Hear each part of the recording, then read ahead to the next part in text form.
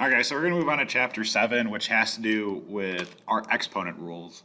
A lot of you guys have seen this before, but this is a topic that a lot of you guys tend to struggle with. So we just got to review some of the principles as well as key terms you're going to be hearing as we go through this.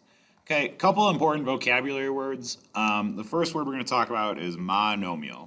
Okay, what is a monomial? The prefix you see here that really matters here is M-O-N-O. Mono means one. Okay, so if you're dealing with a monomial, you're dealing with something that is exactly one term long.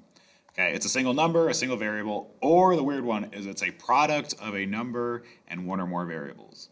Okay, I think the best way to know what a monomial is by looking at some examples. So, for example, the number 5 by itself is a monomial. Any number that is by itself is considered a monomial. Any variable that's by itself, the letter y, is a monomial. Okay, but the weird one is this.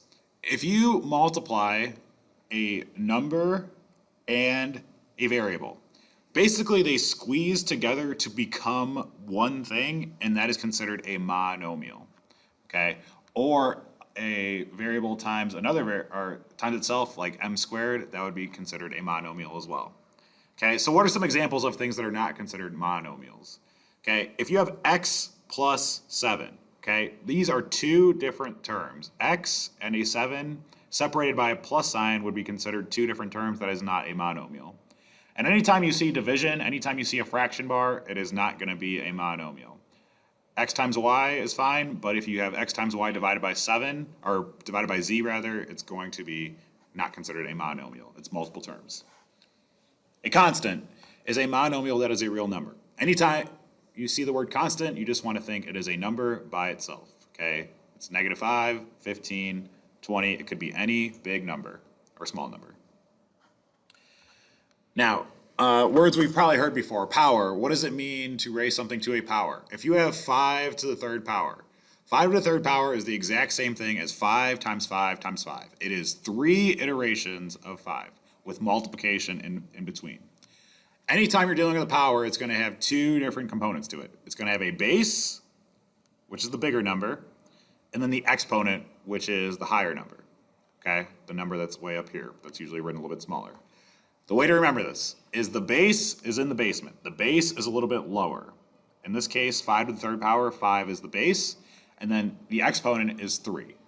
The exponent represents the number of times you multiply the base. So if you have 5 to the third power, like I said, it's the same thing as 5 times 5 times 5. 3 iterations of 5. Okay, so let's do some practice questions that pertain to exponents. If you have 3 squared times 3 to the 7th, what is that the same thing as? Okay, let's pull this thing apart. So we just talked about what it means to be a power. If you have 3 squared, that's the same thing as 2 iterations of 3. Same thing as 3 times 3. Okay, and what we're going to do is we're going to multiply that by 3 to the 7th power, which is 7 iterations of 3. So we'll have 3 times 3 times 7 iterations of 3. So it'll be 1, 2, 3, 4, 5, 6, 7. Okay, this up here is the exact same thing as this down here. It's just pulled apart a little bit more. It's an expanded version of up here, of what's up here. So if we want to compress this into one thing, what is this the same thing as? What we notice as this is 9 iterations of 3. This is the exact same thing as 3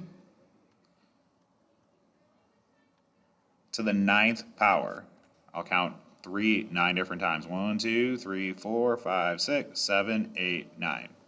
Okay, this is the exact same 3 as 3 to the 9th power. So if you have 3 squared times 3 to the 7th, it's the same thing as 3 to the 9th.